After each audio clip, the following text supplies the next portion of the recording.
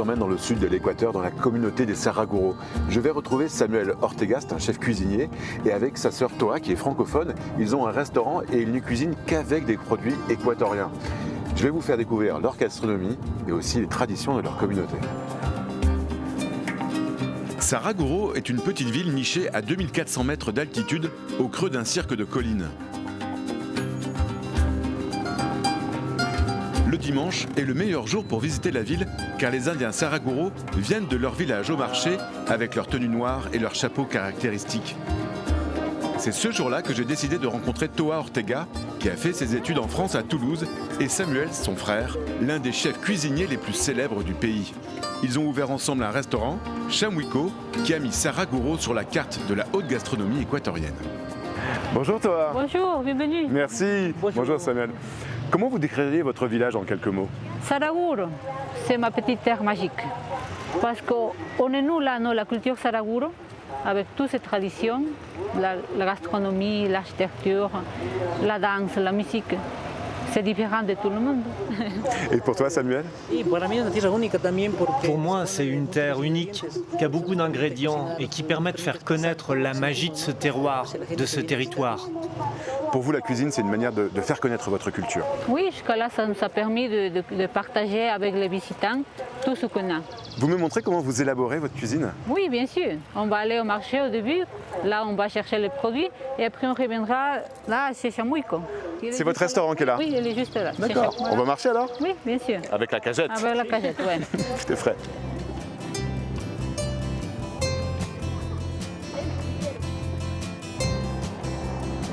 Les gens sont très bien habillés aujourd'hui. Oui, c'est dimanche. Dimanche ici à Saraguro, c'est un jour un peu spécial. Les familles sortent en ville, elles viennent à la messe, après ils vont au marché. C'est un jour de rencontre ici en ville. C'est là où le village vit vraiment beaucoup. Oui, le dimanche c'est un jour de rencontre. C'est un jour spécial. Oui.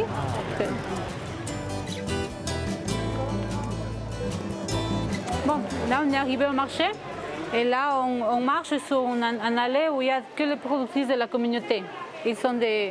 Ils cultivent la terre et ils les amènent ici. En fait, Saraguro, ici il y a le village. Et autour du village, il y a 13 communautés indiennes, non? D'accord. Voilà, elles viennent de là. Qu'est-ce que vous allez acheter aujourd'hui alors? Bon, c'est moi la liste. Nous, on a une liste tous les jours. Aujourd'hui, on a besoin de fromage frais. On a besoin d'horchatas. Ce sont des fleurs pour faire une infusion. Besoin de courgettes, courges tendres, petits pois, coriandre et un petit fromage. Et tout est là?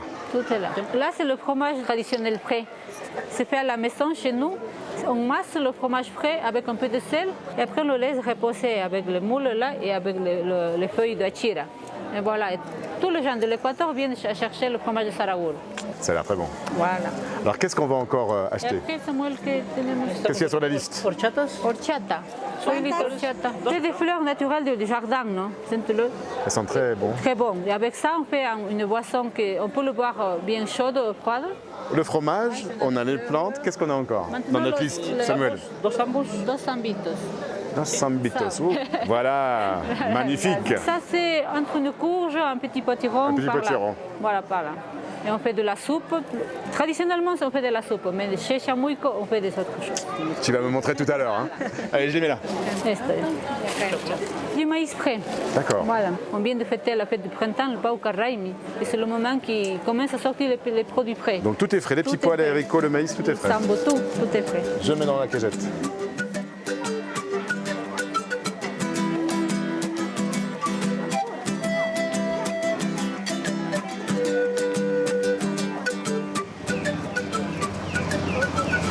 On a tout? On a tout. On a tout. Saraguro.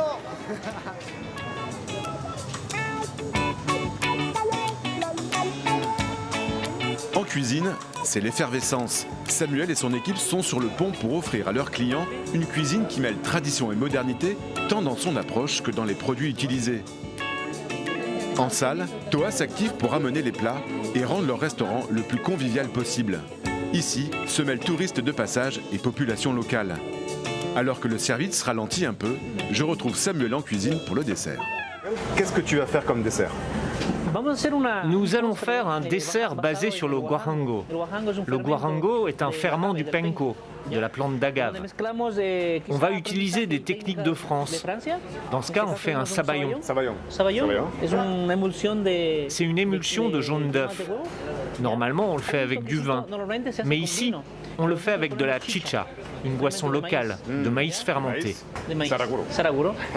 On a un crumble de biscuits et le guarango avec lequel on fait un sorbet. Et ici, on a une gélatine de miel. Le principe, c'est d'unir les idées et les concepts.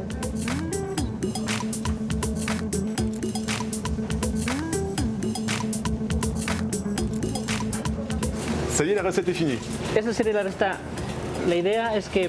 L'idéal, c'est de tout prendre en même temps avec le sabayon. Tout prendre en même temps. Sí. Ok. ¿Es un sabor conocido, desconocido por usted? J'ai toutes les nuances de saraguro dans la bouche. Merci Samuel. Gracias a usted. Merci.